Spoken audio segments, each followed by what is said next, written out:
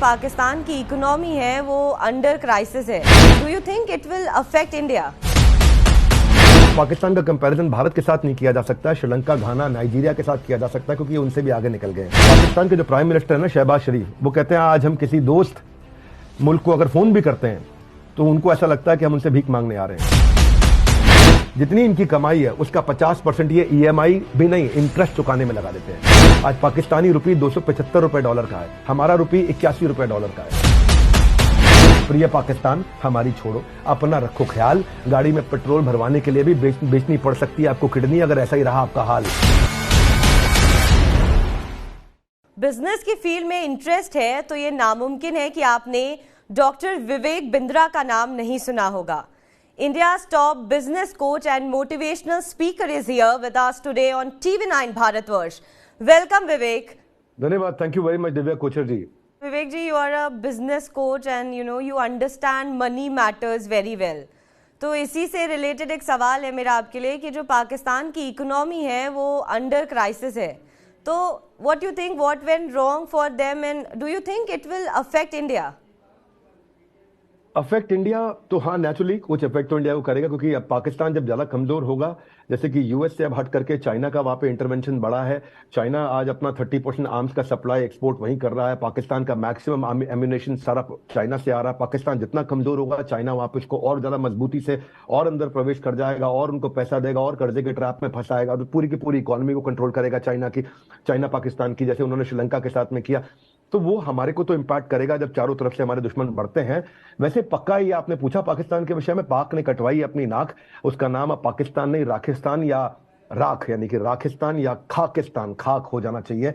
क्योंकि इस समय मैं सबसे पहले कहना चाहता हूं, पाकिस्तान का कंपैरिजन भारत के साथ नहीं किया जा सकता, श्रीलंका, घाना, नाइजीरिया के साथ किया जा सकता है क्योंकि ये उनसे भी आगे निकल गए हैं। पाकिस्तान में लाखों लोग मेरे वीडियो देखते हैं, मैं नहीं चाहूंगा पाकिस्तान डूब जाए, पर एक बार किसी ने, मैं चुटकुले से समझाता हूं आपको, कि सोनू नाम का एक लड़का था, उसने पूछा एशिया का सबसे अमीर देश कौन है, तो मोनू ने उसे कहा कि पाकिस्तान सबसे अमीर है। तो सोनू ने पूछा ऐसा क्यों, तो मोनू बोला यार क्योंकि वो 300 रुपए किलो चावल खाते हैं, 500 रुपए किलो टमाटर खाते हैं, 250 रुपए के लीटर पेट्रोल डलवाते हैं और जो है दूध भी पीते हैं 300 रुपए लीटर। तो यानी कि वहां सब कुछ इतना महंगा हो चुका है। पाकिस्तान के जो प्राइम मिनिस्टर है ना, शहबाज शरीफ, वो कहते हैं आज हम किसी दोस्त मुल्क को अगर फोन भी करते हैं तो उनको ऐसा लगता है कि हम उनसे भीख मांगने आ रहे हैं। हम दूसरे देशों से हाथ मिलाते हैं, ये उनके आगे, हम यानी कि इंडिया दूसरे देशों से हाथ मिलाते हैं। जो हमारे प्रधानमंत्री, ये दूसरे देशों से हाथ नहीं मिलाते, उनके आगे हाथ फैलाते हैं। फर्क बड़ा आ गया। आपको बताया तो फेडरल मिनिस्टर ऑफ प्लानिंग जो है उनके अपने एहसान इकबाल, वो कहते हैं कि मैं नेशन को कह रहा हूं कि भाई चाय कम पियो। उस समय यूएस सेक्रेटरी जो हुआ करती थी मेडेलिन एल्ब्राइट, 26/11 में 2008 के अंदर जब उन्होंने हमला किया था, तो बोले पाकिस्तान जो है वो इंटरनेशनल माइग्रेन है। और आज 2008 से 15 साल के बाद आज भी ये बात उतनी ही सच है क्योंकि इतनी अनस्टेबल गवर्नमेंट रही, एक्सट्रीम करप्शन रहा है वहां पे। पाकिस्तान की सबसे बड़ी दिक्कत क्या है सोचो, सबसे बड़ी दिक्कत पाकिस्तान की है कि वो डिटर्जेंट की ऐड आती थी, तुम्हारी कमीज मेरी कमीज से सफेद कैसे। ये अपने गिरेबान में मत झांको, हिंदुस्तान को कैसे बर्बाद करे, बस इसी की राह ताको। इसीलिए खुद के पैरों पे खड़े होने से ज्यादा उन्होंने सारा ध्यान भारत के पैरों को कमजोर करने पे लगाया। पाकिस्तान अपने पांव गंवा चुका है। कोई भी देश अपने इकोनॉमिक पावर को मजबूत करे, उससे मिलिट्री पावर मजबूत होती है। ये उल्टा चलते हैं, ये मिलिट्री पावर को मजबूत करते हैं, इकोनॉमिक पावर को मजबूत नहीं करते। देखो मैं आपको समझा देता हूं, वैसे देवी जी आप समझो दिव्या, कि मिलिट्री सपोर्ट को आप खरीद सकते हो, इकोनॉमिक सपोर्ट खरीद नहीं सकते, वो उधार लेना पड़ता है। दोबारा समझाता हूं, आप आर्म्स, आप जो है, आप तीनों तरह की जो आपकी सेना होती है, जल वायु थल, तीनों प्रकार की सेना जो है, उसको आप खरीद सकते हो बाजार से, पूरी दुनिया से, लेकिन पैसा आप खरीद नहीं सकते, पैसा उधार लेना पड़ता है। तो ये आज दिक्कत क्या है कि इनको पैसे से अगर ये मजबूत हो जाते हैं तो दुनिया से आर्म्स खरीदते हैं। ये आर्म्स खरीदने में पैसा लगाते हैं, पैसा दूसरों से उधार लेना पड़ता है। ये हमारा हमसाया मुल्क है पर दूसरों के पैसों पे जीता आया है। हमसाया मुल्क है, दूसरों के पैसों पे जीता आया है, कभी चीन, कभी अमेरिका, कभी आईएमएफ, और उसका इस्तेमाल भी अपने विकास की जगह दुनिया को नाश करने में लगाता आया है और दूसरों के पैसों पे जीता है। जो पी है ना पाकिस्तान में, वो ऐसा है दिव्या, समझो परेशान पड़ोसी, वो है पी। पाकिस्तान का पी है परेशान पड़ोसी। दिव्या आपके घर के आसपास जरूर ऐसे पड़ोसी होंगे जो बड़े फ्रस्ट्रेटेड नेबर होते हैं, बालकनी में बैठ के देखते रहते हैं कि पड़ोस के घर में क्या नया आया, कौन सा फ्रिज आया, कौन सी गाड़ी आई, कौन सा टीवी आया। हमारे पास, भारत के पास दूरदृष्टि है, इनके पास दूरबीन है। हाँ, ये हमारी दूरदृष्टि, हम विजनरी है, ये दूरबीन से बैठ के देखते रहते हैं। और इनके पास जो दूरबीन है हमारी सक्सेस को नोट करने में, ये पूरी तरह से लीन है। पाकिस्तान एक फास्टेस्ट ग्रोइंग इकोनॉमी हुआ करता था 1960-70 में। आज 22 करोड़ लोग उनके बिना बिजली के जी रहे हैं, अब उनको भीख भी नहीं मिल रही। 75 साल की आजादी के बाद पाकिस्तान का यह हाल है। दूसरे देश को फूकने के लिए अपना पैसा जला दिया, आज इनको वक्त पे पैसा मिलने के लिए हर आदमी ने रुला दिया। पाकिस्तान क्या कहता है? If one can do let him do, if none can do how can I do. तो पाकिस्तान सोल्यूशन ओरिएंटेड नहीं है। साउथ एशिया की सबसे कमजोर कड़ी, कर्जों पर इनकी इकोनॉमी खड़ी। आज क्या है, जो नॉम चोकसी जो है यूएस इंटेलेक्चुअल, पाकिस्तान कभी भी भारत की सैन्य शक्ति की बराबरी नहीं कर सकता है, वो कहते हैं ऐसा। लेकिन ऐसा करने के चक्कर में उसने अपने देश का बेड़ा गर्क कर दिया। ये लोग इंडिपेंडेंस के टाइम पे अपना देश मांगते थे दिव्या, पर आप देश को चलाना हो रहा है भारी, और मांगने की आदत आज भी है इनकी जारी। आज आपको बताया था डेट टू जीडीपी रेशियो इनका 70% है, यानी कि जितना इनका जीडीपी है, इसको ऐसे समझो, जितनी इनकी कमाई है उसका 50% ये ईएमआई भी नहीं, इंटरेस्ट चुकाने में लगा देते हैं। आज पाकिस्तानी रुपये 275 रुपए डॉलर का है, हमारा रुपये 81 रुपए डॉलर का है। इनका इन्फ्लेशन रेट 27% है। इनकी 40% जो पॉपुलेशन है वो भयंकर गरीबी रेखा के नीचे है। फॉरेन रिजर्व इनके पास है ही नहीं, $3 बिलियन। ऐसा बताया जाता है कि 2 हफ्ते में इनका फॉरेन रिजर्व खत्म हो जाएगा, उसके बाद ये पूरी तरह भूखा नंगा हो जाएगा। क्षमा चाहता हूं, कठोर बोलना पड़ रहा हूं। 250 रुपए लीटर पेट्रोल, 260 रुपए लीटर डीजल, 210 रुपए लीटर आपका दूध। वहां पे मैं नॉनवेज की बात नहीं करता, पर बताना चाहता हूं ये नॉनवेज खाते हैं। 900 रुपए किलो चिकन हो गया वहां पे। प्रिय पाकिस्तान, हमारी छोड़ो, अपना रखो ख्याल। गाड़ी में पेट्रोल भरवाने के लिए भी बेचनी पड़ सकती है आपको किडनी, अगर ऐसा ही रहा आपका हाल।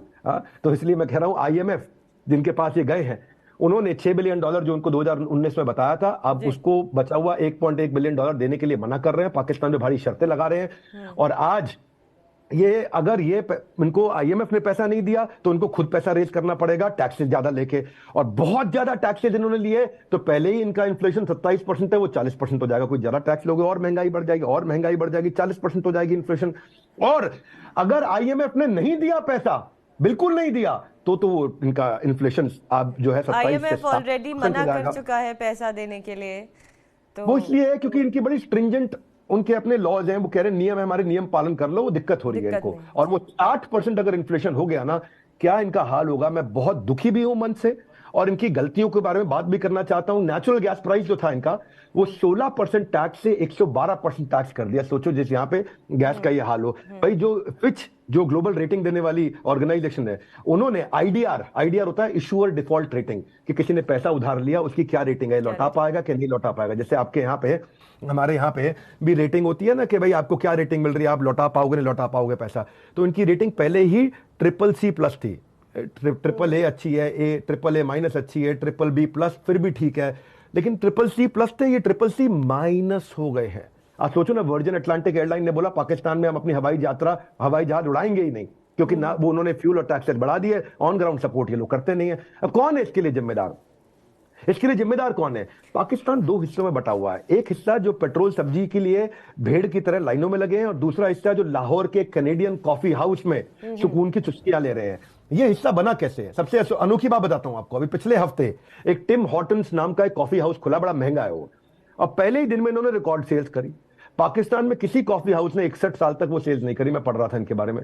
जब इन्फ्लेशन 45 साल में इतनी महंगाई ऊंची है, उसके बावजूद इतने महंगे कॉफी हाउस में लाइन लगा के लोगों ने लाखों रुपए की, करोड़ों रुपए की कॉफी के लिए ऑर्डर देने के लिए पहुंच रहे हैं वहां पे। कौन है जिम्मेदार इसके लिए? इसके लिए जिम्मेदार है इनके कोर कमांडर। कोर कमांडर को ना करोड़ कमांडर भी बोलते हैं। सारे के सारे जो कमांडर इनके आर्मी के थे, वो बड़े बड़े करोड़पति हो गए। जो आर्मी के जनरल बाजवा थे ना, वो 12.7 बिलियन पाकिस्तानी रुपए इन्होंने 6 साल में कमा लिए। 12.7 बिलियन। बाजवा की जो पत्नी है, वो टैक्स भी फाइल नहीं करती थी उनके प्रधानमंत्री बनने से पहले। आज वो बिलियनर हो चुकी है 6 साल के अंदर। पाकिस्तान के जो आर्मी जनरल है, वो पूरे पाकिस्तान का 12% जमीन उनकी खुद की है, चाहे वो रेजिडेंशियल हो, कमर्शियल हो, फर्टाइल हो। इतना ज्यादा करप्शन है वहां पे। अब बात होगी मौज की, जिक्र होगा पाकिस्तान की फौज की। जब बात होगी भाइयों मौज की, जिक्र होगा पाकिस्तान की फौज की, क्योंकि वही मौज मारते हैं। इनका एक ही एजेंडा, मौका मिले तो लूट लो। आयशा सिद्दीका के बारे में बताया तो सीनियर डिफेंस एनालिस्ट है इनकी। वो कहती है पाकिस्तान की आर्मी की जो प्राइवेट वेल्थ है वो $20 बिलियन है। $10 बिलियन इनकी जमीन है, $10 बिलियन का इनका पैसा है। 33% जो मैन्युफैक्चरिंग है वो आर्मी के लोगों के पास है। 7% प्राइवेट एसेट वो आर्मी के लोगों के पास है। आर्मी अपनी फाउंडेशन के माध्यम से 100 से ज्यादा कंपनियां चला रही, banking, school, university, tourism, insurance, construction, IT, oil business, shipping. Army का काम है चलाना, आर्मी का काम है। यही यही यहाँ पे कई बार ऑपोजिशन वाले भी आके बोलते हैं बिजनेस सरकार क्यों करेगी बिजनेस, आर्मी क्यों करेगी बिजनेस, बिजनेसमैन को करने दो। देखो चक्कर क्या, मैं बताता हूँ सिर्फ असर क्या आता है आपको, उसने कर रही आर्मी करने दो, आपका सवाल होना चाहिए, मैं समझाता हूँ। जब सैया भय कोतवाल तो डर काहे का। भाई जब आपका पति ही कोतवाल है तो आपको डर किस चीज का लगेगा। जब आर्मी बिजनेस कर रही है चोरी करके रख ले, क्योंकि आर्मी पकड़ने वाली होती है, वो पकड़ेगी। बेनजीर भुट्टो को देखो ना, $1.5 बिलियन उसने, इमरान खान को देखो, उन बेनजीर भुट्टो $1.5 बिलियन का, इसको देखो बहुत छोटा काम किया इमरान भाई ने। क्या किया इन्होंने, $2 मिलियन के इनको गिफ्ट मिले थे, वो जो आपके सऊदी क्राउन प्रिंस है मोहम्मद बिन सलमान, उन्होंने इनको एक एंटी घड़ी दी थी, एक गोल्ड का पेन दिया था, एक अंगूठी दी थी और शर्ट में लगाने वाले कफलिंग दी। ये भाई उनको भी बेचा है, दिखाता है उसकी मैं क्या करूंगा गोल्ड के पेन का, इसको बेच के पेन से मुझे लिखना क्या है, हम लोग लिखने पढ़ने वाले, पैसा दे दो हमारे को। बुरा नहीं मानना भाई पाकिस्तान के लोग, आज आपके यहाँ पे इसलिए समस्या आ रही है। शहबाज शरीफ जो आपके प्राइम मिनिस्टर है, वो $14 बिलियन के रुपए के मनी लॉन्ड्रिंग केस में यूके को लड़ रहे हैं इस समय। उनके जो बड़े भाई थे पहले प्रधानमंत्री नवाज शरीफ, अभी शहबाज शरीफ है, बड़े भाई नवाज शरीफ थे पहले, वो भाग गए एग्जाइल में लंदन के अंदर, 2019 से 7 साल की जेल उनको पाकिस्तान ने सुना रखी है मनी लॉन्ड्रिंग के केस में। तो एक चुटकुला समझाता हूं आपको, एक पाकिस्तानी भारतीय से बोला, आप लोग चोरों के साथ कैसा सलूक करते हो। तो भारतीय ने जवाब दिया, हम चोरों के साथ कैसा सलूक करते हैं, हम अच्छा सलूक करते हैं, उसे इंसान की तरह ट्रीट करते हैं, उसे हम लोग जेल में अच्छा खाना देते हैं, उसको जेल में हम गर्म कपड़े देते हैं, उसको लंबी अदालती कार्रवाई से गुजरना पड़ता है, लेकिन जेल में सुकून की जीवन जी पाता है वो। पाकिस्तानी कहता है तुम क्या आराम देते हो अपने चोर को, हम तो उसको वजीर आजम बना देते हैं अपने यहाँ चोर को।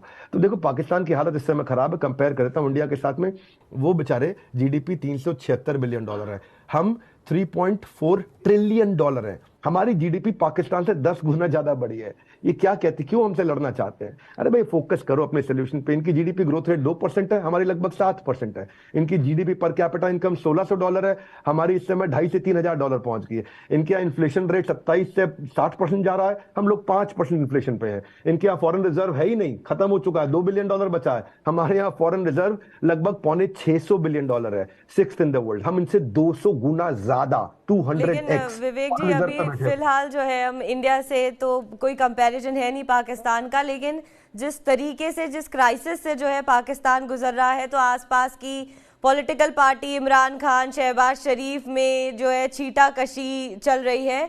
लेकिन ये माना जाता है कि जब इमरान खान प्रधानमंत्री रहे हैं जितने समय के लिए भी पाकिस्तान में, तो इस तरीके की जो है आपदा नहीं आई जो शहबाज के रहते हुए आ रही है। तो क्या आपका मानना होगा कि कंपेरेटिवली शहबाज शरीफ से इमरान खान पाकिस्तान के लिए बेहतर प्रधानमंत्री थे? नहीं, मुद्दा यह है कि ये बेहतर थे कि नहीं थे, आप ये समझ लीजिए। आज बहुत बदतर है। मैं ये बताऊं कि देखो, अब आप मुझसे बोले कि 2 चोर में बताओ कौन बड़ा चोर कौन छोटा चोर। आप बांग्लादेश के साथ कंपेयर करो ना, हालत क्या कर दी है इन्होंने। बांग्लादेश ही इनसे बहुत आगे है इस समय। आप बांग्लादेश से शुरुआत में कंपेयर भी कर रहे थे। आप सोचिए ना, आज पता है समस्या क्या है। आज समस्या यह है कि आज भारत की तरफ पूरी दुनिया देख रही है रशिया और यूक्रेन कॉन्फ्लिक्ट में कि हम रिजॉल्व कराएं। भारत दूसरा सबसे बड़ा डोनर बन चुका है लोगों को गरीबी से, तकलीफों से बाहर निकालने के लिए दुनिया के अंदर। $70 बिलियन हमने आज इंडिपेंडेंस से अब तक दूसरे गरीब देशों को दान किया है। और इनको देख लो, $70 बिलियन छोड़ो, इनको कोई $7 बिलियन, कोई $1 बिलियन भी IMF देने को तैयार नहीं है। आज तो टर्की पाकिस्तान की बेइज्जती कर रहा है। अजीम जमाल जो है वहां पे प्राइम मिनिस्टर ऑफ टर्की के जो स्पेशल असिस्टेंट है, वो कह रहे हैं भैया शहबाज शरीफ मत आना यहाँ पे, हम तुम्हारे को यहाँ पे नहीं देख सकते इस समय। पाकिस्तान क्या बोल रहा है, अच्छा चलो छोड़ो, अब आपके यहाँ तकलीफ है, हम आपसे अब इस समय और दान नहीं मांगेंगे, हम आपकी मदद करना चाहते हैं, हम आपको दान ही नहीं मांगेंगे आपसे। ये क्या मदद करी भाई तुमने। आप ये छोड़ो, अब मैं आपको समझाता हूं। ये सारा समस्या इसलिए है क्योंकि इन्होंने ध्यान नहीं दिया। ये पाकिस्तान एम्बेसडर जो चाइना के, वो बोलते हैं कि हमारा चाइना से जो रिश्ता है वो पहाड़ों से ऊंचा है, वो समुंदर से गहरा है, वो स्टील से मजबूत है, वो स्वीटर देन हनी है। तो चाणक्य पंडित ने कहा था, एनिमीज एनिमीज अ फ्रेंड, दुश्मन का दुश्मन दोस्त होता है। उसी चक्कर में चले गए क्योंकि चाइना इनको कश्मीर पर सपोर्ट करता है। यूएनएससी में जब इंडिया आकर के कोई रेजोल्यूशन पास करने की कोशिश करता है, वो वीटो पावर के साथ में टेररिस्ट जो ऑपरेट कर रहे हैं पाकिस्तान में नॉकडाउन कर देता है, क्योंकि चाइना के पास वो पावर है इस समय, तो वहां उसको सपोर्ट करता है। और पाकिस्तान लगा हुआ है कि भाई मैं आपकी पीठ खुजाऊंगा, आप मेरी पीठ खुजाओ, तुम्हें तिब्बत और ताइवान, हम वहां पे तुम्हारा सपोर्ट करेंगे। तो पाकिस्तान के लिए बेसिकली इंपॉर्टेंट क्यों है चाइना, क्योंकि वो अमेरिकन इन्फ्लुएंस को काउंटर करने में मदद कर रहा है। चाइना जो आज 72% पाकिस्तान की आर्म्स की डिमांड पूरी कर रहा है। 47% चाइना के जो आर्म्स है वो पाकिस्तान को एक्सपोर्ट कर रहा है। बाकी पूरी दुनिया को 53%, केवल पाकिस्तान को 47% आर्म्स दे रहा है इस समय। तो अमेरिका जब अफगानिस्तान से बाहर हुआ था ना, जब जिस समय अफगानिस्तान से बाहर हुआ तो चाइना को लगा अब अमेरिका घुसना नहीं चाहिए, इसलिए चाइना वहां घुस गया। और ये लोग मिल करके सोचते हैं कि ये इंडिया को तंग करेंगे, चाइना का इन्फ्लुएंस यहाँ बढ़े, यूएस की पावर अथॉरिटी कम हो जाए। और फिर उसको चाइना को ये भी लगता है भाई मेरी ग्लोबल इमेज अच्छी होती है दुनिया के सामने, मैं खुद को अच्छा दिखा रहा हूँ कि भाई मैंने तो वीकर कंट्री की मदद करी है, पाकिस्तान तो गरीब देश है, माँ की मदद कर रहा है। बहुत बुरा हाल है पाकिस्तान में, इसीलिए चाइना उसका फायदा उठा रहा है। 9/11 के बाद, ओसामा बिन लादेन के बाद में यूएस और पाकिस्तान के रिलेशनशिप खराब हुए थे। तो चाइना भी जो है कर्ज नहीं दे रहा है पाकिस्तान को, क्योंकि शहबाज शरीफ जब से आए हैं तब से अमेरिका से जो है उनके रिश्ते वो बनाने में लगे हुए हैं, और इस चक्कर में जो है चाइना ने भी एक टर्न ले लिया है। और इस वक्त चाइना भी पाकिस्तान की आर्थिक मदद नहीं कर रहा है, सऊदी अरब नहीं कर रहा है, कोई अभी कर्ज देने के लिए तैयार नहीं है। एक पिक्चर आपने देखी थी, हेरा फेरी थी, कौन सी थी, कहता है बाबूराव का स्टाइल है। ये चाइना का स्टाइल है। ये थोड़े दिन के लिए चाइना वेट कर रहा है, ये देख रहा है कि लौट के उनके पास आएंगे और तब जो है उसके पास नेगोशिएशन पावर बढ़ चुकी होगी, ये और लूटेगा। बड़े लुटेरे जो होते हैं ना, वो क्या करते हैं, सामने वाले को पहले बर्बाद उन्हें देते हैं, फिर जाकर के खाते हैं, सस्ते में मिल जाता है। देखो जैसे ना, ये ऐसे समझो, उसको एक कंपनी है हमारे देश के मित्तल जी की एक कंपनी है स्टील की, आर्सिलर स्टील मित्तल जो है ना, तो आर्सिलर मित्तल यही करते हैं, वो एक्विजिशन पे काम करते हैं। 100 रुपए की चीज को 20 रुपए में खरीदते हैं, जब वो डूब रही होती है तब उसे खरीदते हैं, और 100 रुपए की चीज को 20 में खरीद के उसको 200 का बना देते हैं। चाइना यही करना चाहता है। चाइना अभी इस समय हर समय आगे रहे, ले लो हमसे ले लो, तो चाइना की इज्जत नहीं होगी। तो ये आप इसको हेरा फेरी पिक्चर के बाबूराव की तरह देखो, ये बाबूराव का स्टाइल है, चाइना का स्टाइल है, इसलिए थोड़ा रुक करके आएगा। ये तो उनके अल्टीरियर मोटिव्स हैं। आप सोचो ना, क्यों जाएगा पाकिस्तान उनके पास? 150 यूएन के ब्लॉक लिस्टेड आतंकवादी इस समय पाकिस्तान में रहते हैं। अब यूएनएससी में जब इनके खिलाफ में जब कोई वोटिंग होती है तो चाइना वहां इनके सपोर्ट में उतर आता है। इनको चाइना की बहुत जरूरत पड़ेगी। ग्लोबल टेररिस्ट आज भी सारे पाकिस्तान से ओपनली ऑपरेट कर रहे हैं, तो पाकिस्तान अपनी इमेज टेररिस्ट को दोनों को ग्लोबल स्टेज पे बचाने के लिए यूएनएससी की जो उसके पास में वीटो पावर है उसका इस्तेमाल करेगा। और ये डूबते को तिनके का सहारा है। और ये आप सोचो ना, पिछले 20 साल में यूएस ने $32 बिलियन दिया और पिछले कुछ सालों में चाइना ने $30 बिलियन दे दिया। तो चाइना अभी है साथ में। शहबाज शरीफ बोल भी रहे हैं कि हमारी इकोनॉमिक चैलेंज इस समय अनइमेजिनेबल है। आईएमएफ जो बोल रहा है वो हम मान नहीं सकते, और अगर हम नहीं माने तो हम कहीं के रहेंगे नहीं। तो इसलिए अभी ये दोनों तरफ ट्राई मारते रहेंगे और चाइना तब इनको सपोर्ट करने के लिए आएगा। वैसे भी आपको बता दूं, पिछले लगभग 75 साल की आजादी में ये 23वां बेल आउट है पाकिस्तान के लिए। हर 3 साल में पाकिस्तान कटोरे के लेवल पे आ जाता है भिक्षा मांगने के लिए, और उसके बाद आईएमएफ आकर के उसको जिंदा करता है मरे हुए पाकिस्तान को। तो 75 साल में 24 बार इस समय ये अब तक जाकर के आईएमएफ से बेल आउट ले चुके हैं। पूरी दुनिया में इतना बेल आउट